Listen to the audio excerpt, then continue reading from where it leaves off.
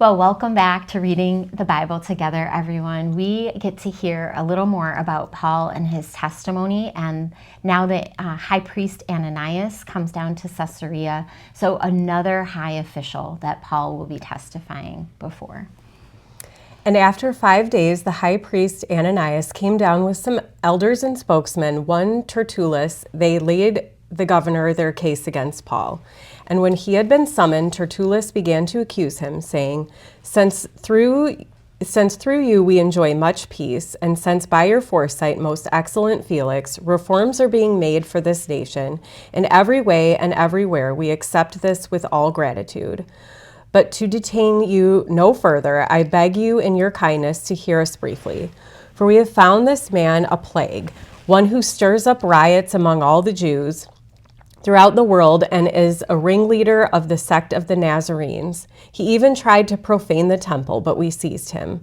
By examining him yourself, you will be able to find out from him about everything of which we accuse him. The Jews also joined in the charge, affirming that all these things were so. And when the governor had nodded to him to speak, Paul replied, Knowing that for many years you have been a judge over this nation, I cheerfully make my defense. You can verify that it is not more than 12 days since I went up to worship in Jerusalem, and they did not find me disputing with anyone or stirring up a crowd either in the temple or in the synagogues or in the city.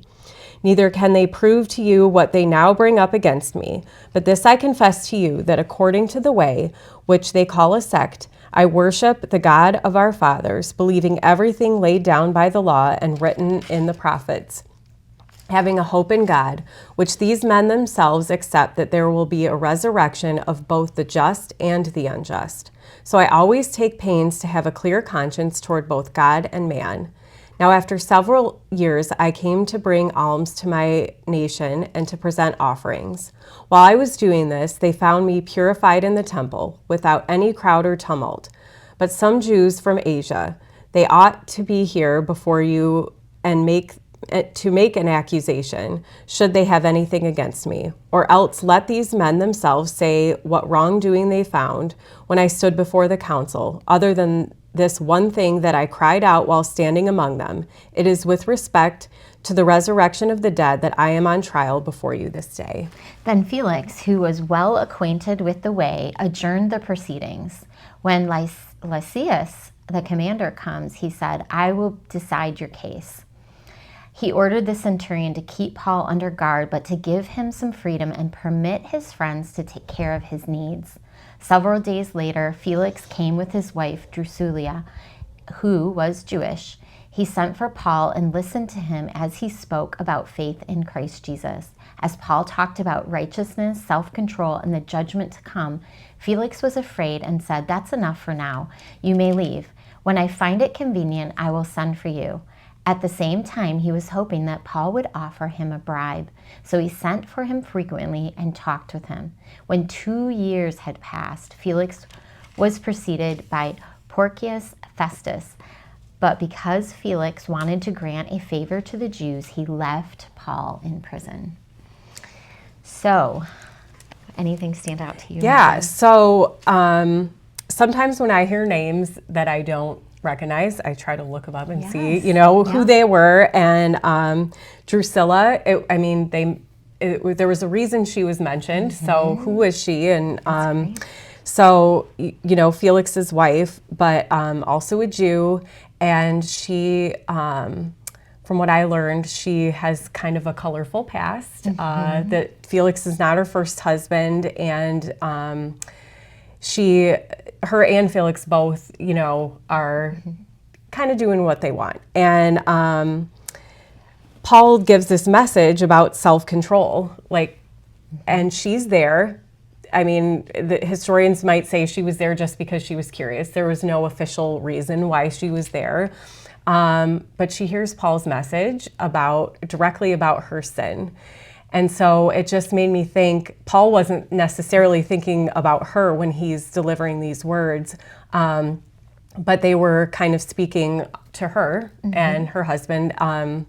But like, you never know when you're speaking who is hearing your what you have to say, and if it's about sin or if it's something encouraging, you just never know who you're talking to and what their current life situation is. So I kind of dug in a little bit there. That's great. Yeah. I love it. I love when you have questions and you get to like looking at the character, the person, the history, all of it for sure. I definitely think that there was a reason she was there, and there was a reason that God gave Paul those words specifically, and just for God to continue to lead us into the places we're supposed to be at the right time, to say what we're supposed to say. And it says we don't have to worry about what we're going to say, that He's going to give us the words. And so a lot of times I can get hung up in myself, and so just to get out of the way and know that God's working, and to just be in His Word so you have the words to say at the right time, and trust He's speaking through you. It's amazing to me. So Felix, he's a Roman governor, okay? So sometimes you have to figure out, okay, there's so much back and forth, right? Felix is a Roman governor, and so he's wanting a bribe. Right. So he's just keeping Paul around for this bribe, but it's giving Paul a chance to tell the testimony about who Jesus is and more. And his wife would have had that Jewish upbringing, so she would have had the traditional oral reading, and she would have heard of the waiting of the Messiah, for the Messiah, and she would have been in that culture. So it's very interesting to me, did they come to believe? Yeah. You know? We don't know. And I thought that too. I had that question. Yeah. Yeah, and I love, like, in verse 5, it says, "We have found this man to be a troublemaker, stirring up the riots among the Jews all over the world. He is the ringleader of the Nazarene sect." And, you know, we think of Paul and we just think of this wonderful testimony that the books that he wrote, the impact on the kingdom. And here he has had such huge accusations. And, you know, his defense is just, I can only do what Christ has asked me, what Jesus has asked me to do. And he's submitting his life to the lordship of Christ. And the fact that he knows what the outcome's going to be, his own life. But he doesn't realize his life is going to multiply the impact of the gospel into the future forever, till Jesus returns and takes us home. And truly, he writes in the prison epistles, he writes, let's see if I can do it, Ephesians, Philemon, Colossians, and one other one, guys. But the prison epistles, look it up. And he writes that when he's in prison in Rome. And so we think, oh, what a loss. What else could he have done, you know, if they hadn't imprisoned him? But, you know, we now have those prison epistles. And so God did not waste time utilizing Paul's life and working in and through him in that time. So it's pretty powerful to think about. All right, Megan, what are you going to do having read Acts 24? Well, I was thinking about, like you said, what he did in prison and the waiting. Just, you know, Joe had brought up last week that Acts spans 30 years. We see that he's going to prison for 2. Like, he doesn't know how long he's going to be there, and waking up every single day. And I mean, he was obviously productive with his time and waiting and praying and being faithful. And I need to be better about waiting. That's I think our culture obviously is not attuned to waiting for things. I get angsty when my Amazon delivery isn't on time.